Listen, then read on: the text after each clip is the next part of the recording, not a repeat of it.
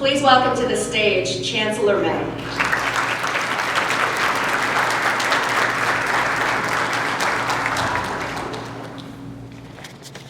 Thank you, Pamela, for that great introduction.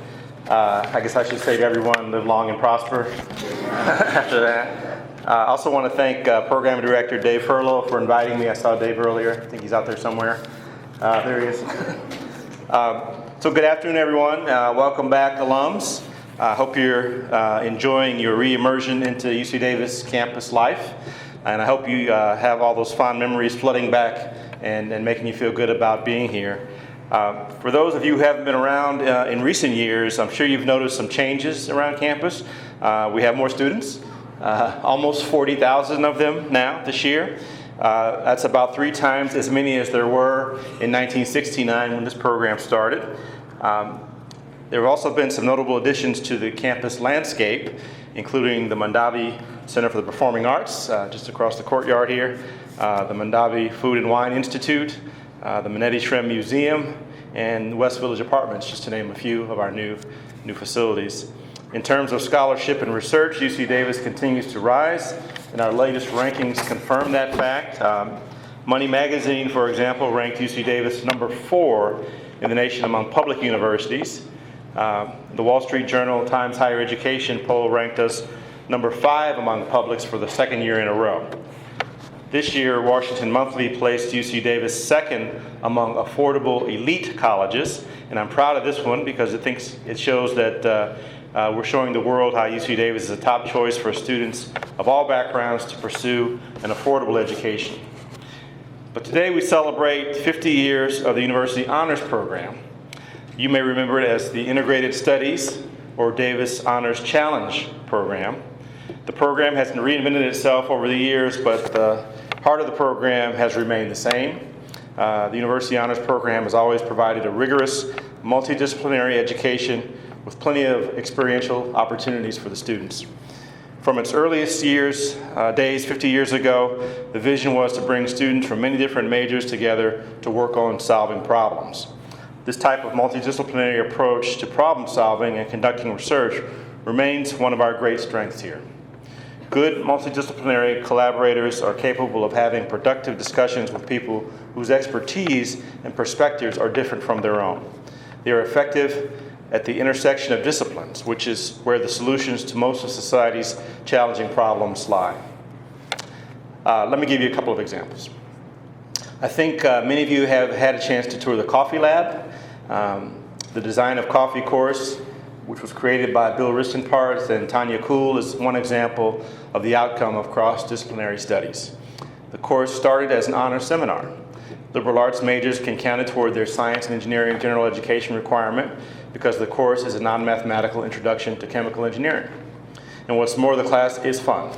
It has one of the highest enrollments of any class on campus. I understand it just beat out beer brewing and sex education. Says something about our students. Students love the fact that they can get academic credit for learning how to brew the perfect cup of coffee. We often talk about the value of arts and humanities to inspire and challenge STEM majors, but the converse is equally true. Our artists and humanists benefit from learning more about the perspectives and approaches of our scientists and engineers. Together, this spurs creative and synergistic partnerships. Biodesign is an example of that. What do you get when you cross the Department of Design with biomedical engineering?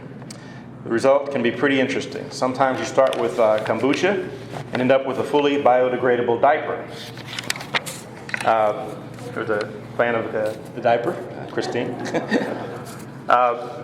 This was the award-winning entry developed by students 2 years ago when biodesign was created within the University Honors Program. The team's biodegradable diaper won 2nd place overall in the International Biodesign Competition in New York. And it was a tremendous showing for this program's first entry. Biodesign brings students from many disciplines together to research, design, and create sustainable products using biological materials. This year's teams developed soy-based hospital gowns, mushroom-based airline seat cushions, and toxic chemical detectors that use llama antibodies. So the engineer in me loves innovative classes like this. That's really creativity.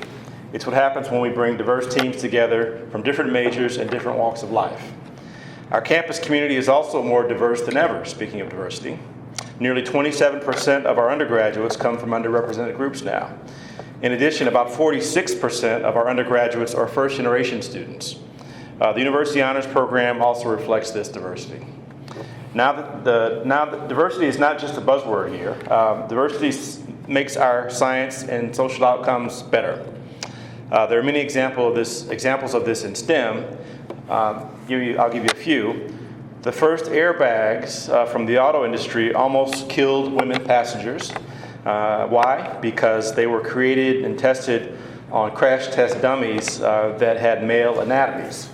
So when the airbags deployed on the smaller female frames, they hit the women in the head and snapped their necks back and almost killed them. Some AI programs used for facial recognition have racial and gender biases as well. An African-American woman researcher tested various facial recognition systems while wearing a white mask to hide a portion of her features. She found that the systems worked better on men's faces compared to women's. She also found they worked better on lighter skinned faces. In fact, she recorded error rates up to 47% for darker skinned women like herself.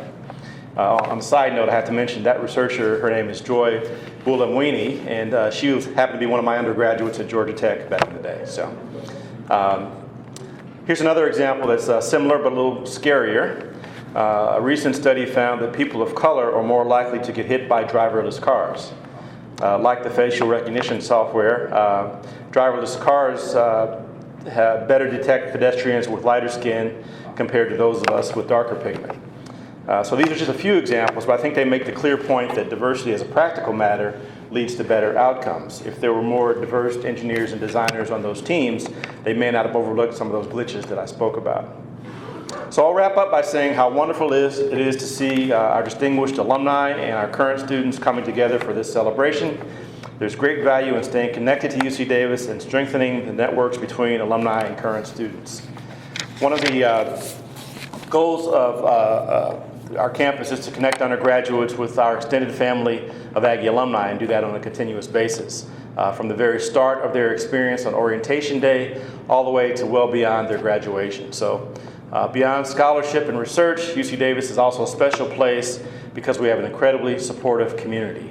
And that includes our students and alumni, as well as our dedicated faculty and staff. So thanks for having me today. Enjoy the rest of the day.